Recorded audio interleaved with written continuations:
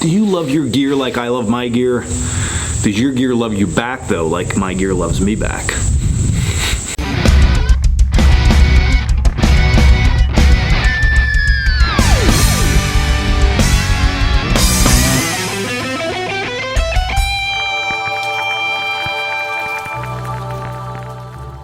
What's up guys, Dan here, Coalcracker Bushcraft. So it's a rainy day here in Pennsylvania, so perfect time for a video about how to take care of your gear after you get in from the woods, specifically if it's really wet, rainy, sleet, freezing rain, snow, all that stuff that's going to be upcoming here really soon. How do we take care of all this stuff? So I'm gonna share 5 tips with you. Now some of these tips are for every single time you go out, because this traditional type stuff, canvas, wool, leather, oilcloth, all of those things, okay, they need a little bit of TLC after you take them out. It's just part of it compared to more modern style gear, okay? So some of the tips are going to be every time you go out, and other tips are going to be maybe 2 times a year. They're going to be things that you want to just check out and look over with your gear in order to keep it perfecto. All right, so tip number 1 is we want to dry out our equipment. This should happen after every time you use your gear. So the thing that damages this equipment the most is going to be moisture. Moisture is an absolute killer to this stuff. Now, not while it's out there. I'm not saying it in the sense that it doesn't do good in weather, because it does wonderful in weather. But where it doesn't do good is when you store this stuff away wet or with dampness in it. It starts to mildew, and then if you let that keep going, it starts to get rotted, and then if you let the rot go real long, it destroys your stuff. And it's even hard to repair from like a sewing standpoint, okay? So we always want to make sure that when we get in from any type of trip, we open up all our gear, we give it good ample supplies of dry, clean air, like inside our house, and we let it dry out really nice. That's going to preserve it overall. Number 2, okay, is we want to keep the heavy dirt and mud off of our equipment. Now, with this type of equipment, be it canvas or oilcloth, tarps and backpacks and things like that, you can't wash this stuff. You can't throw it in a washing machine and wash it to get it clean.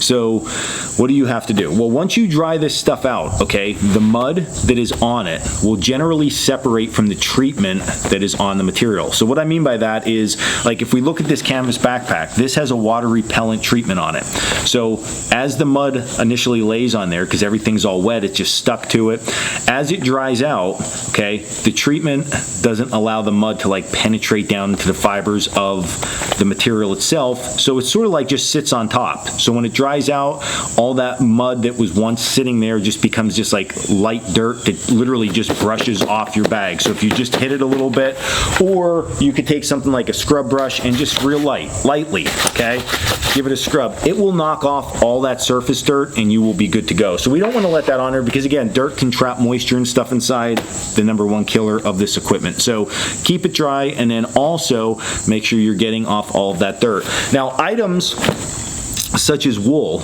we know we shouldn't throw them in a washing machine. Some people do. The problem with throwing wool into a washing machine is going to be, over time, the fibers get broken down and the weave starts to fall apart and you can destroy your stuff. So it would be a dry clean option if it's really that bad. But really with wool and the lanolin that's in the wool, if you let it just hang out air dry on a nice sunny day outside or in your apartment or wherever you're at, that dirt can generally get brushed off and you're good to go. At the end of the day, it's camping equipment, so it's going to have a little bit of dust and dirt on it when it's all said and done. Just adds character to it.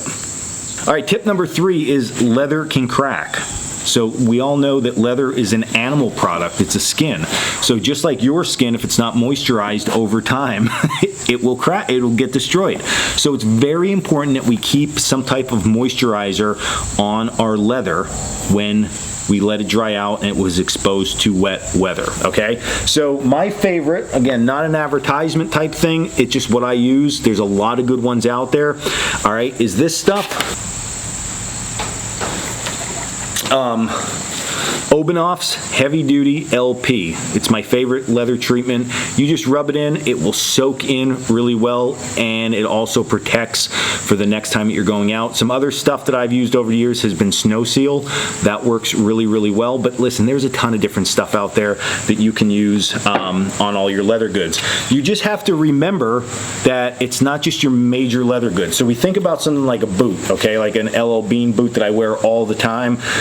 This might be top of my mind because I'm like, oh, this big leather thing, or belt pouch, right? We think about like leather goods specific, same as this, knife sheath, okay, leather specific. But what a lot of people forget about is things like leather strapping on backpacks, okay? This is leather that also needs to be treated. So make sure that you're getting some type of leather treatment on this stuff. It doesn't have to be every time you go out, but if this starts to feel a little bit dry, you need to get that on there.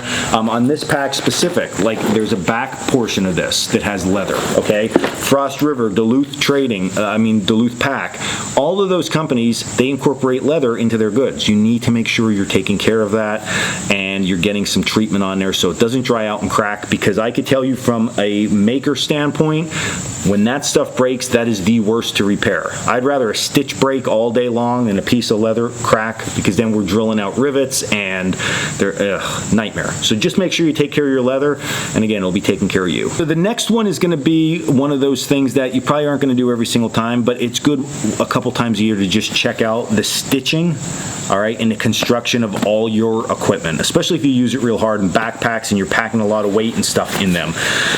So what I like to tell people to do is flip the bags maybe inside out, or just open them up, stick your head down inside, make sure all the stitching looks intact, that there's no popped stitches. Listen, if there is, most of the time a manufacturer will repair that for you. If it's only a stitch that is a little bit popped around a seam or something and you are good at repairing or sewing, it takes almost no time to fix that stuff. And listen, it's small thread, that kind of stuff, it just happens, all right? So you want to make sure all your stitching is in place, all your snaps and buckles, they all look good. Any kind of tie-out points are nice and secure, not falling apart. That's an important one. And then when you look at your stitching, okay, wherever you end a stitch on a sewing machine, we do something called a back stitch. So you stitch forward and you hit this little button on the machine, and it back stitches back over your stitches, and then it stitches forward again, and then we cut the thread. And the reason for that is it stops the stitch from opening up and falling apart. But because of that, there's really no knot when you machine stitch something and finish it off. It's just the thread went back and forth over itself. So over time, what you're going to notice, and it's happening on my boots here a little bit, is you're going to notice that the stitching, okay, right here, where they back stitched, it starts to like hang and it starts to unravel a little bit. That is not any kind of defect. It's just going to happen if that's a point where there's some movement. So how we fix that is you're going to take a pair of scissors and you're going to trim any of those little hangers, okay, to about 1/4 of an inch.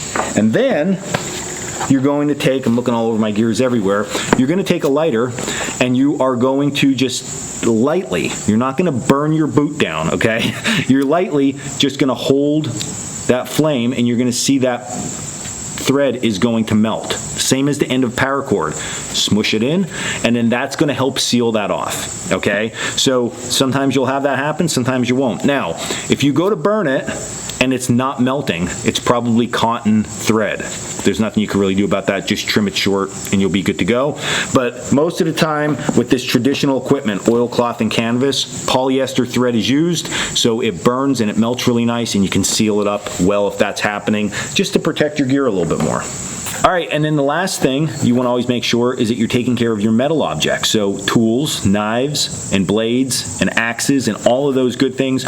We want to make sure we're taking care of that stuff. And we take care of that by, again, keeping it dry and keeping it dirt-free, and then keeping some type of oil on it, okay? Now, I have in the past, I'll be honest, I put leather conditioner on it because that's a wax and oil-based mixture. It always worked fine for me, so that's always an option. We sell something called tool oil, which is a petroleum-based oil. If you're going to be more concerned around cooking, okay, you can always use a seed oil, like a walnut oil, works really, really well. But keeping a light coat of oil on your tools is going to prevent them from rust, and it's just going to protect them in the long run. So, as you notice, there's lots of different stuff you can do with your gear. It's stuff that you don't, some of it you have to do all the time, some of it a couple times a year, just check out like stitching and trim it down and things like that.